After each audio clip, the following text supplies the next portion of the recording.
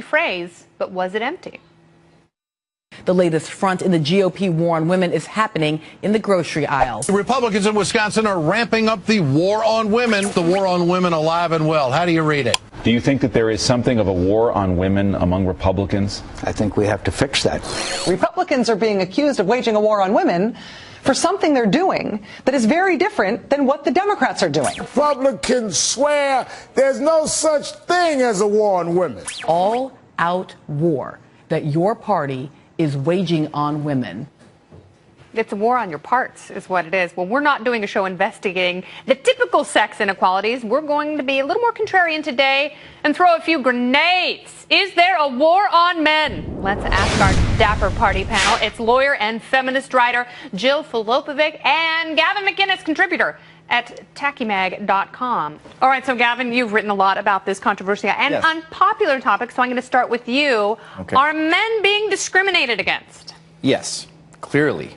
I mean, the data shows it, from danger in the workplace to alimony payments to all these perpetual myths that, like, women make less money than men. And we accept it because we can take it on the chin. We're very nice guys. But I'm getting sick of it. I'm getting sick of the way we're portrayed in sitcoms. I'm getting sick of the way fatherhood is trivialized and single motherhood is put on a pedestal, because it's bad for America. And I used to think women were too stupid to understand this, but let's treat them like grown-ups and say sexism in 2014 is a myth, and we're going to have to get back to what matters, and what matters is fatherhood.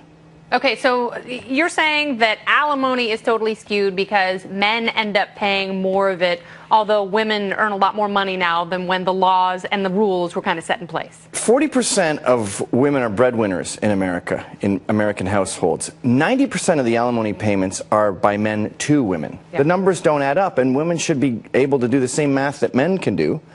No? Jill? I think your math is bad. Women are 40% of breadwinners in American households because of so many single mothers. You have a lot of women that were never married in the first place when they have children. So they and they choose that lifestyle, and that's child abuse. Well, they don't have anyone to pay those alimony payments to. What? Alimony payments are gender neutral. There are plenty of women pay alimony payments to husbands. No. And same with child support payments. No. Madonna lost $76 million on her failed marriage to Guy Ritchie. She's not your typical broad. Look, the alimony concept was invented when it was the Nona cooking a spaghetti the whole life, and then she gets a band. She goes, I made spaghetti for you guys my whole life, and now I don't know how the skills. But now that women are working in the real world... I didn't realize that's what it was. I'm so glad yes. I didn't realize alimony was invented in Italy. Yeah. It was invented for It was called alimonia. It was invented for old-fashioned moms. We got new moms. You want equality? You don't get alimony. Sorry. I think it's important to distinguish between the kind of equality that you're talking about, which is you're basically saying that women shouldn't have money to provide for their children. Men shouldn't have to pay money to provide for their children. When men actually petition for for custody of their children, they're very likely to get it. What? That's actually not true. That actually is. That is total bull. When men actually request custody of their children, they almost always get at least joint custody. Men always lose custody battles. There's a huge... and they almost always get joint custody. I mean, there's a very big difference. There's a massive bias against men on custody battles. It's rare in contentious divorce proceedings where both parties are advocating for sole custody of the children. Most people that get divorced do actually come up with child support settlements and child care agreements that both parties can agree on. Do you agree with Gavin about fatherhood? That fatherhood is the missing link in society, and if there were more dads, I don't know, kids would be better off? Yeah, I think fatherhood is a missing link. Yes, I do actually agree that we do need to talk about things like workplace injuries and deaths among men, that we do need to talk about the fact that men are much more likely to commit suicide and succeed than women, that we have a mental health care crisis among men, that men in America and around the world do suffer. But I think a lot of that suffering comes out of traditional gender roles and these expectations that men act tough, that they don't display emotion, and that they don't seek help. And I think that's also why we have a fatherhood crisis. I think all of these issues matter. I think those are two different things. I actually think to your first point, we're actually coming out of that, and we've rounded the bend on things like mental health. Feminists see single motherhood and they go, sisters are doing it for themselves. and sisters are abusing their children. If you have children knowingly as a single mom, you're starting a child out with a disadvantage. Did your parents stay married? Yes. They did. Well, sometimes marriage doesn't work out, Gavin. Sometimes marriage doesn't work out. It doesn't make you a child abuser. It does if you choose that. If you choose to be a single mom, which is the majority of single moms. Gavin, I think that's a weird claim. Sometimes marriage doesn't work out, and sometimes dad is a jerk. He's just an awful person. Let's talk numbers. And you actually don't want him in the household. How many times?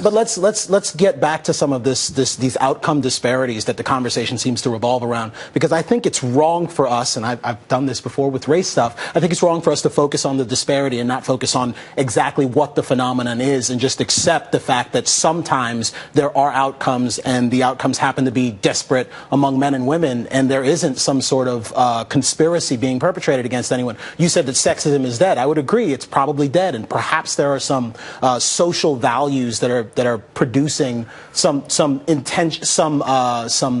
not intentional or deliberate consequences, but are perhaps producing some things that we don't necessarily intend. It may well be intentional. Outcomes. There's evidence that the CIA there's nothing you can do about it from a policy standpoint at all. That's actually true. Okay, that's sure. It sounds really funny coming from We Gavin. reward single moms with welfare payments. Okay, but let me reward destroyed families. Hold on just a second. To see you survive off of welfare payments. It's not like women are living high on the hog with their, $300 a month to care for their children. It's not $300 a month. Welfare with food stamps and more than 3 kids is more like $1,200 a month. Okay, so Jill, let me ask you this: is sexism dead?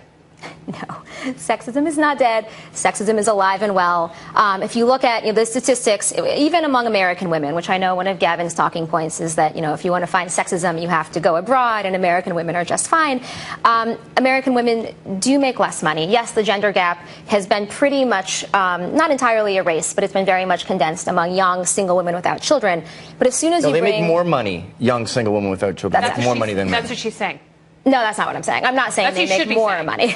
How do you argue with someone who just keeps making up figures? I'm not making up figures. Single women without kids make more money than men. Figures? Like, which figure do we trust? Because the president has been talking about 77 cents, that women make 77 cents on the dollar for every man. What are the figures? And what is debunked a lot of that? And it's not just maternity. It's also men are more willing to do things like ask for a raise.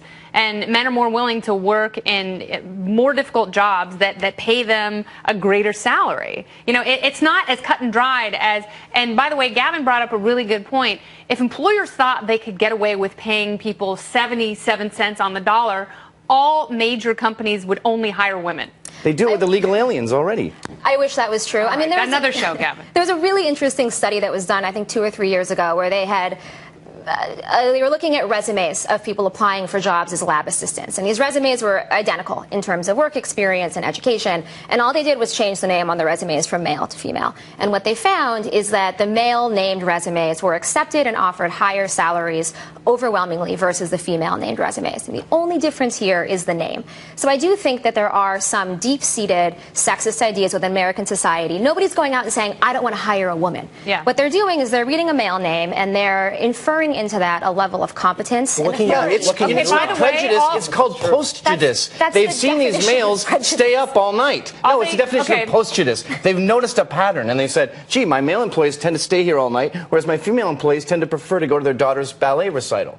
I think I'm going to err on the side of my experience, which tends to be I'm more profitable when I hire men. Okay, so Jill, if sexism alive, is there sexism against men?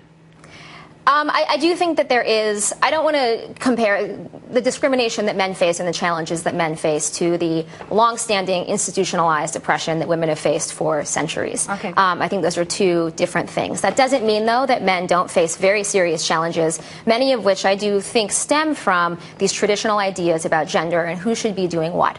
I think sexism hurts men and women alike. All right, well, Jill and Gavin, we're going to have you guys back to talk about something really uplifting and fun. They're going to be talking about divorce a little later in the show, and that's going to be great. It's going to be so calm and wonderful. All right, thank you both. We're going to see them in just a few minutes. From men to boys, if you have a son, you might agree with our next guest. The war on pint-sized men. Is it on? Stay with us. It's The Independence. It continues in moments.